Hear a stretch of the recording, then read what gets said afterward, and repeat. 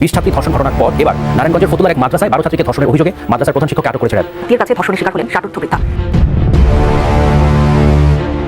ধর্ষণের শিকার হয়ে মৃত্যুবরণ করা মাগুরার সেই শিশুসহ সকল ধর্ষণের বিচারের দাবিতে কাফন মিছিল ও প্রতিবাদ সমাবেশ করেছে বাংলাদেশ ছাত্র ফেডারেশন।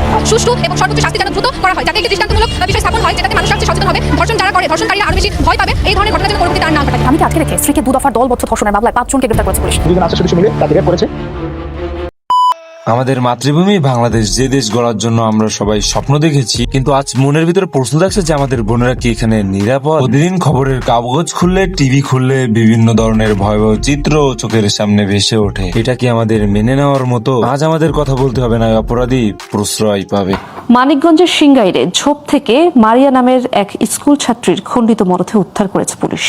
রোববার বিকেলে উপজেলার জামিট্টা ইউনিয়নের চন্দননগর এলাকায় ঝোপের মাঝে মারিয়ার খণ্ড বিখণ্ড মরদেহ এবং স্কুল ব্যাগ দেখে স্থানীয়রা পুলিশের খবর। কিছুদিন পর পর নতুন একটা ঘটনা, নতুন একটা ধর্ষণ, নতুন একটা মিথ্যা। এখন প্রশ্ন হচ্ছে, আমার ভাই ব্রাদার, আমার মা বাবা কোথায় নিরাপদ? এদের নিরাপদ নিশ্চিত করা আমাদেরই দায়িত্ব। কেন বারবার আমাদের রাস্তায় নামতে হয় বিচারের দাবিতে? আইনের শাসন যেখানে আছে সেখানে কেন অরাজকতা সৃষ্টি হবে? এমন যদি চলতে থাকে তাহলে এর শেষটা কোথায়? আজ এইখানে ধর্ষণ হচ্ছে, আজ ওখানে ধর্ষণ হচ্ছে, কিছুদিন পরে আপনার বোন আপনার মা ধর্ষণ হবে না। এটা কি কোনো মানে আছে? বিচারহীন সমাজে আমাদের বোনদের বেঁচে থাকা অনেক কষ্টদায়ক করে দিতেছে। কোথায় গেলে আমার বোনরা নিরাপদে থাকবে, নিশ্চিন্তে থাকবে? রাস্তা নিরাপদ নয়, স্কুল নিরাপদ নয়, কর্মস্থান নিরাপদ নয়, তাহলে নিরাপদটা কোথায়? প্রতিদিন খবরে শুনতে হয় একটা মেয়ের জীবন, একটা মেয়ের যৌবন, একটা মেয়ের ইজ্জত, একটা মেয়ের সম্মান, সবকিছুই নিমিশেই শেষ করে দিচ্ছে কিছু চক্র। এর শেষ কোথায়? আমরা কোনো অজুহাত চাই না, আমরা কোনো নির্দোষ ব্যক্তির বিচার চাই না। যারা দোষ করছে তাদেরই শুধু বিচার চাই, এবং তাদের ধরে দ্রুতই বিচার করা হোক। জনসম্মুখে তাদের রেখে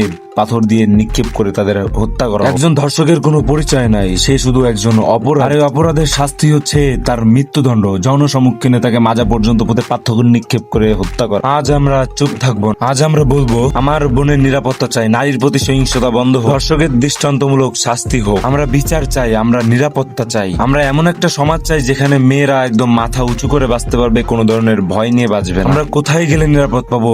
এই প্রশ্নের উত্তর দিতে হবে রাষ্ট্র, সমাজ, সবাইকে এই প্রশ্নের উত্তর দিতে হবে। আমার বোনের নিরাপত্তা চাই। আপনাদের মতামত সবাই কমেন্টে জানিয়ে যান।